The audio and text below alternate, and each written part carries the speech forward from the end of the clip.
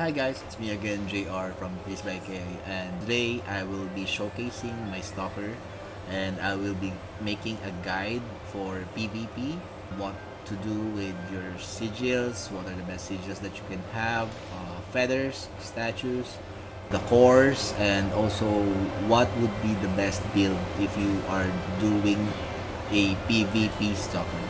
So without further ado, let's get started. So to start off, best skill that a stalker can have is the backstab. So backstab actually provides a critical plus 10, inherits your crit and crit damage. So it is important that you have a high crit rate and high crit damage as well. It deals 300% plus 350 neutral physical damage to an enemy. And when used behind an enemy, increases the damage multiplier by 500%. So that's where one of the armament will be using the elf crossbow, so that even if you are facing the enemy, it will still consider it hitting the enemy's back. So it will still proc the 500% multiplier. The CD or the global CD for this skill is subject to your attack speed. So number one tip being a stalker for PvP or PvE, you need to maximize your attack speed. So how do we maximize our attack speed? So let's start with the buffs. So normally, what we need to do is have a blessing. So this doesn't have any core. The blessing core, no blessing core for this priest. So just the normal buffs. So if you can see, this is my raw stats. So what we need to achieve is 500 attack speed. So okay, let's go to build dummy. Then let's start testing our attack speed here. So for here, since we will be doing a PvP guide, this will be demi-human, medium, and neutral. Damage immunity against specific abnormal states, because we have a back gear that provides bleeding. So bleeding actually procs around I think 1M damage, which is actually not reliable. So confirm. Now let's start attacking. So I will show you the equipments that I have here.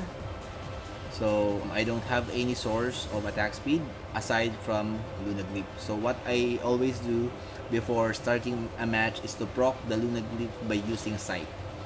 Okay, so let's use Lunaglyph here just to proc it. So it's either you use normal attack or you spam Sight. If you use spam Sight, you will have a chance to proc the Lunaglyph attack speed or movement speed. So that will help you a lot in terms of PvP, because the movement speed bonus is a lot.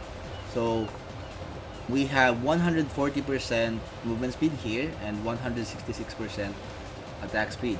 So from this, we will be checking on how many movement speed and attack speed will be provided to us. So again, there it proc already.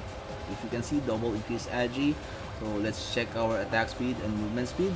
So our attack speed became 166%, from 166% to 179%. Then our movement speed from 140% to 165%. That's a lot. So next would be using foods. So I will be using always 3-star agi, so that's plus 15 agi. Then let's combine it with light concentration, because this one is cheaper than the concentration potion. So that's more achievable. So let's use it. Now we have the attack speed of 205. So let's use normal attack, because we actually have momentum management. So it increases attack speed as well during the time that we are attacking. Next is the Lunaglyph is already proc. So let's use the Black Heart phase now after procking it. So our attack speed now is 252. So now let's get the maximum attack speed that we can get. So let's try having 86 agi first. So that's 437. 93, that's 460.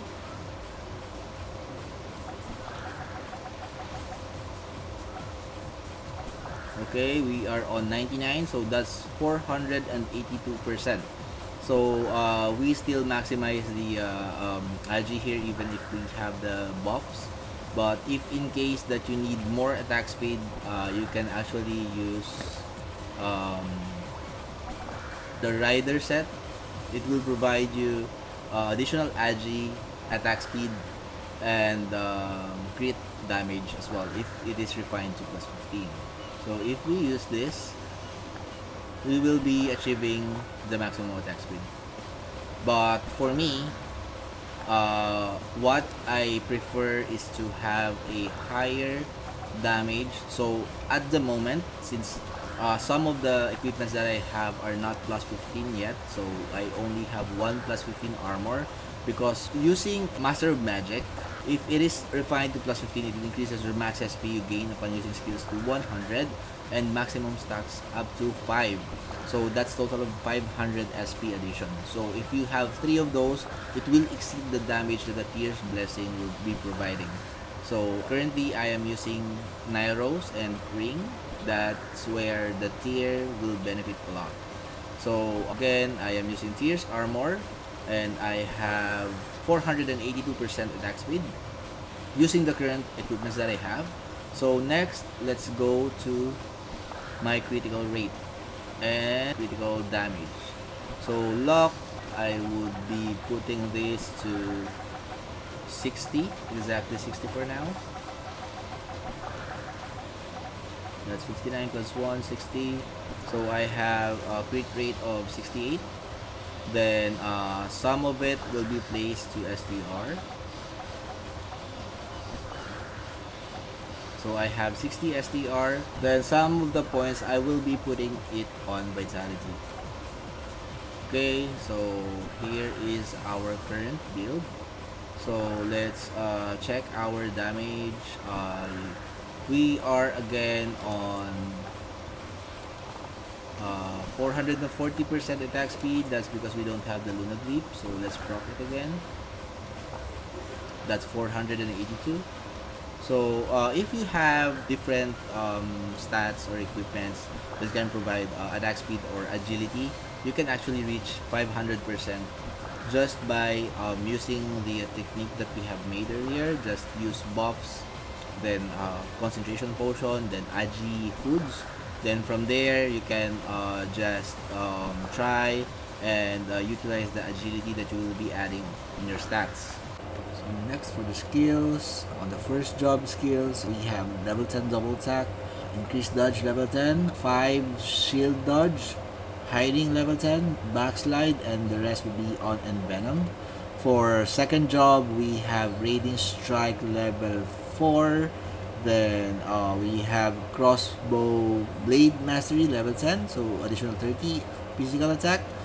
Next would be stealthy. Next, I actually have here the remove helmet and cloak as well, and coerce. So coerce, this skill is actually picking up enemies. Example, you will need to pick their priest. You just use this, and your character will pull that specific character towards you.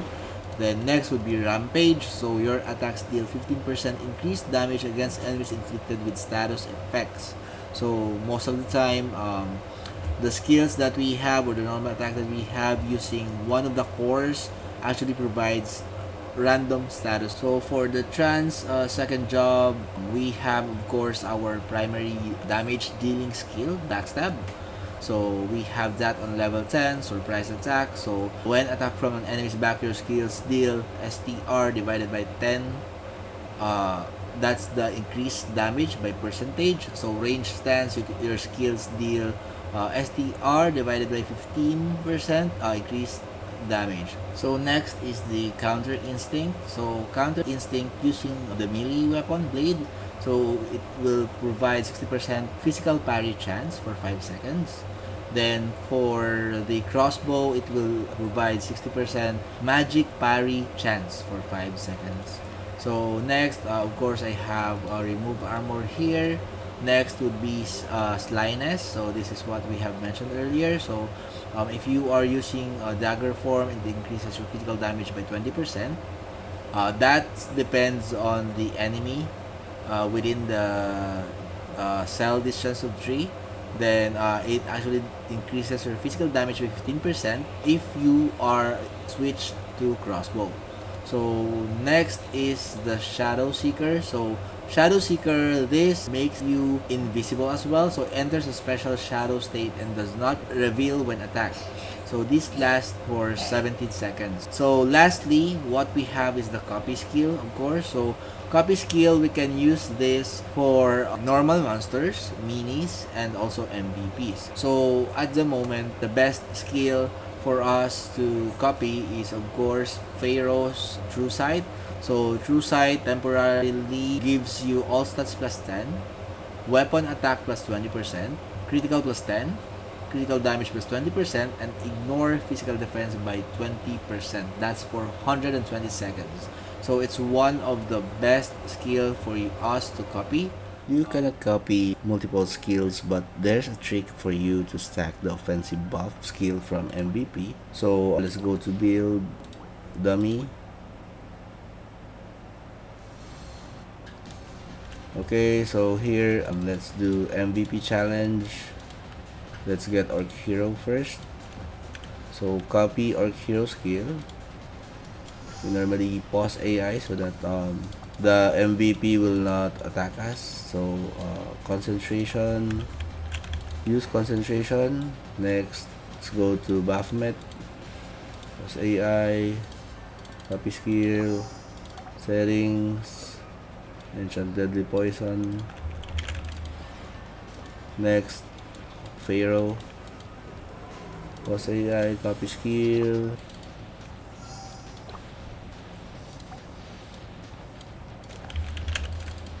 There you go.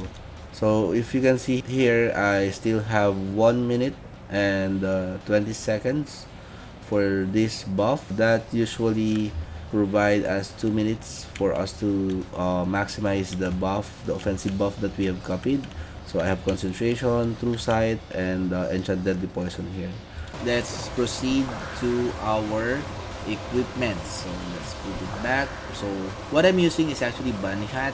Bunny Hat is more of a PvP plus PvE equipment. So what I can suggest to you is to get the new gacha right now that can provide damage to medium enemies. Then next is the Zoran Pipe. So Steel Zoran Pipe, I would still suggest this equipment because it provides damage versus medium enemies plus 3% and damage reduction by 3% as well for medium enemies. Next, for the equipment, you can actually choose from Holy so that it will provide additional Radiant Strike with the Holy damage here. You can see that. So it's like doing double damage, but the problem is, of course, you need to face the back of your enemy. You need to be at the back of your enemy for you to proc the backstab. Next, let's go to our equipment. So we are using the tier. So for your armament, you can actually maximize the stats here. So it provides PvP damage reduction, quick rest, HP, MDef. That's for my mantle. Then for my accessory, I am using Nile Rose. So if you have 2 Nile Rose, that would be great. Or if you have plus 15 accessory, I would recommend for you to get the Dark Knight set. So the Dark Knight emblem plus the Dark Knight gloves. So that will actually provide you a higher skill damage for 15 seconds with just a downtime of 20 seconds. Then next, let's go to my face wear. I am using Block Heart Face. So it provides demi-human damage plus 4% and reduction 4% as well for demi-humans. For the cards, of course, Goblin Chief Puppet, damage versus medium enemy. That's 2 stars, so 4.5%. For 1 star, 3.5%. Next, armor, of course, tier with the divine trait that I have here. For the boots, I have this divine trait as well. So for boots, it is again important for me to have movement speed. So I have movement speed here, even if it's just blue. Next, for my other ring, so I have here Horong card, of course, for sight. Marine Spear, sometimes I replace this with Osiris illusion. So I have Osiris illusion here as well. So that's here. Then next, for the other accessory that I have earlier, I haven't discussed the card. So what I have is Mantis. Of course, it provides physical attack and STR as well. But if you can have the agile one, it will be much better because it provides physical damage instead of physical attack. So Smokey, why I do have Smokey if I have 2 hides already? So Smokey card is very useful if, of course, you are running away. Aside from that, we have this core that we call Concealed Teeth. So after you use invisibility, you will deal 11% more critical damage for 6-7. So imagine, use hide, attack again, so you will deal 11% more critical damage. That's if you will be dealing critical damage. That's why it is important that your enchants for your equipment here, so I think I have Fighting Spirit, yeah. So for enchants, you should be using Sharp. Then same with your accessories. As much as possible, you need to use Sharp for you to have a higher critical chance. So for Sharp 2, it will grant you crit plus 9. And for Sharp 4, it will grant you crit plus 14. So 3% damage plus 7 and plus 7% damage if you have the Sharp 4. So why it is important to have Sharp enchant? Because people nowadays with their PvP build, they are using crit rest build, of course, because of the Pally Narok meta. So Pally always depends on their crit rate.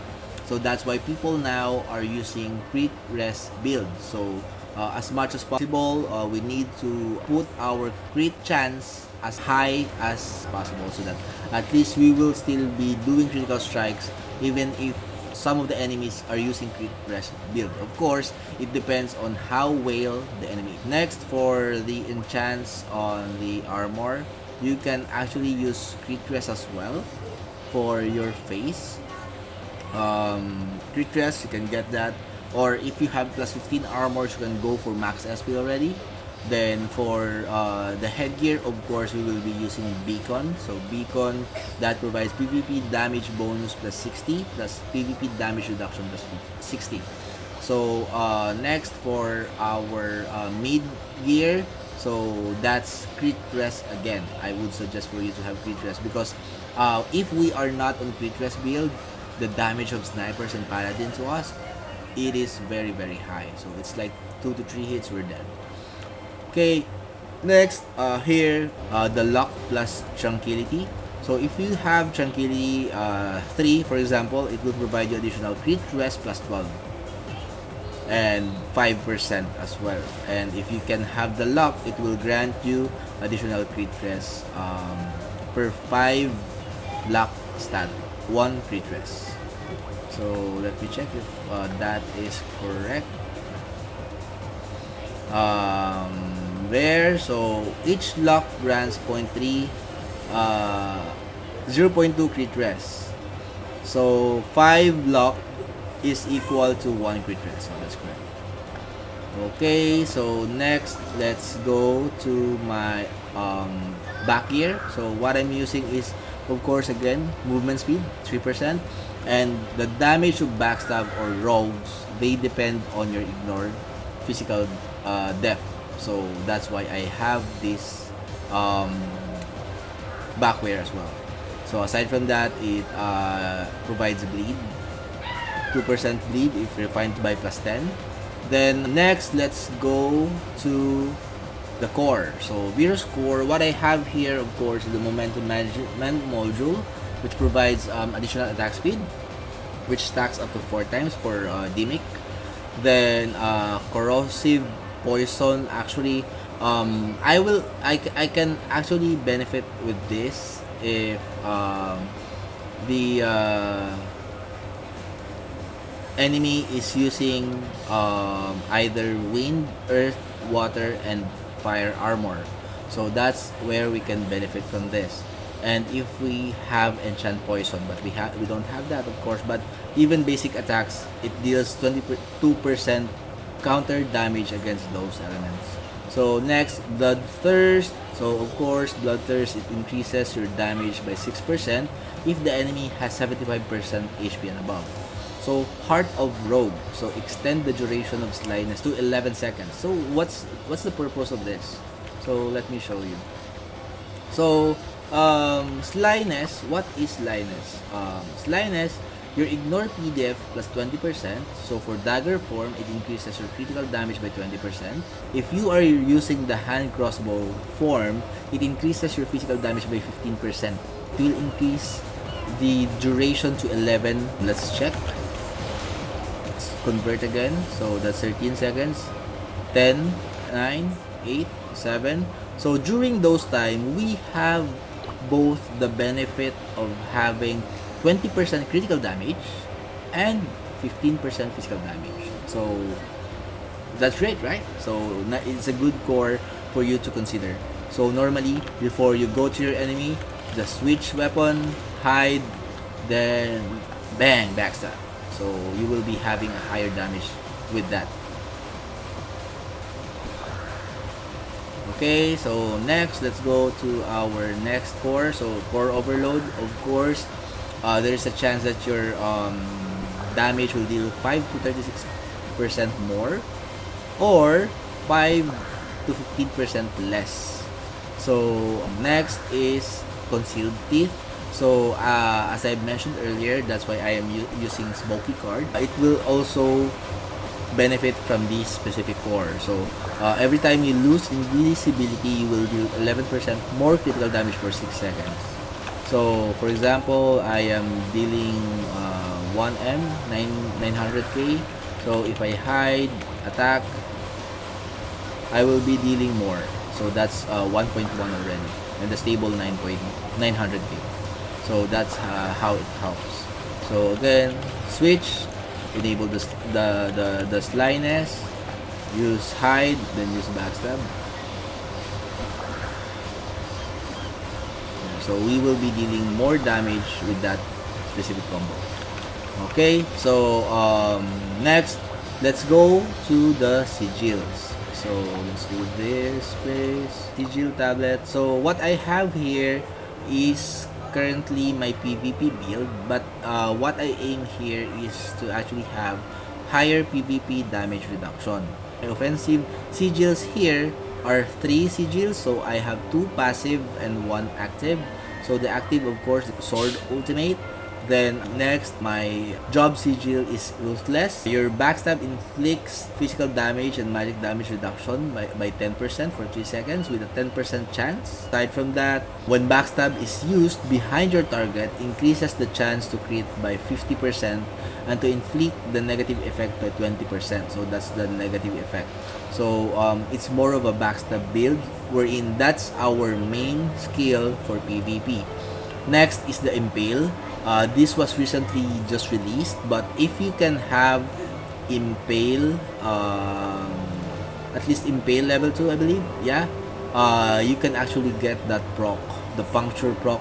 So that's 10% chance to perform a piercing attack, dealing 1000% neutral damage based on your highest attack or magic attack. So that's applied every 15 seconds. It's like a mini Asura for every 15 seconds, right? If you don't have a high level of that, well, that's not a problem. It's okay. It is still increased your target's damage received from your skills by 15% for 8 seconds. So it will still provide higher damage. After the initial backstab, your backstab damage will be higher because of Impale. So next, I have the Swift Breakout. Of course, we keep on moving. So keeping on moving will actually reduce the damage taken by 30% and increases the movement speed by 5%.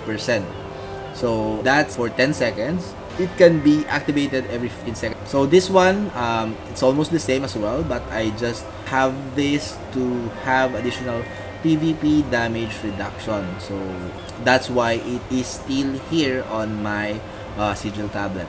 So next, Immortal Body. So aside from providing PvP damage reduction, upon taking damage, you gain movement speed plus 5%. So again, movement speed. Next is restore 5% of the max HP per second for 10 seconds. So that's one of your option. and you can actually change this to either Deadlock Aurora or Braveheart. So difference between the two, if it is low level, better to get Deadlock Aurora, but if it's on max tier, get Braveheart because it has an immunity effect. So wherein if you got damage of I think here, so upon being hit while above 80%, reduce the incoming damage by 50%. Incoming damage will not exceed 20% of your max HP for 2 seconds. So it will give you immunity. So the incoming damage will not exceed the 20% of your max HP. That's why Braveheart is better than Deadlock Aurora if it is on max level. But if it's not, you can still use Deadlock Aurora for auto heal. It will instantly recover 50% of your HP. Okay, we're done with the sigils. Let's go to the feathers. Of course, we are doing PvP. Apologies for my feathers. It is not that high. I am not a very high spender, just a medium spender. So what I did here is to distribute as much light and dark feathers as possible. So I have tier 3 here, tier 3 light, tier 3 dark that provide PvP damage bonus and reduction. So space tier, of course, priority. It will provide you PvP damage bonus and also ignore def. That's the same with my defensive. If you can actually use truth to all of your defensive statues, it would be better because it will provide you physical damage and physical attack. So that's the best feathers if you are putting it on the defensive one. But it costs much. So I have tier 3 for every statue that I have. Tier 3, I think I have tier 2 here. 3, yeah, there, here. I have tier 2, dark. So what's important there is to have 2 light and dark per statue and space tier. So here I actually don't have another dark feather, but soon I will add those. So with that, let's check this, change this to this one, and with that, let's check. I have 2,195 PvP damage reduction and PvP damage bonus of 1,917. So these PvP stats, they are very important, of course, because when the value is higher or lesser than 500, so for example I have 1917, so with my current PvP stats 1917, so for example the opponent that I have has a PvP damage reduction of 1,400, I will have a bonus damage of 17.5% based on the 500 increment value. So if the enemy on the other hand has around 2,417, so my damage will be reduced by 17.5%. So that's how you compute the PvP stats, and that's how important PvP stats is. Okay, then lastly, for our statue, of course, I am actually a champion main. I know you guys know that. Race by K is created as a champion. Since KR, I am champion main character player. So here, I've been maximizing all the attack and SP. Those who add SP, intelligence, physical attack, so PvP damage. So as long as you are getting the statues that provides higher PvP damage and or PvE or physical attack, that's the statue that you need to get. So as much as possible, try to unlock some of the statues as well because it will provide you a higher PvP damage bonus. And aside from that, I think we are good for today. I will be showcasing some of the PvP videos that I have after this. So I hope you found this video informative and hope to see you again on my next videos. Thank you. Bye bye.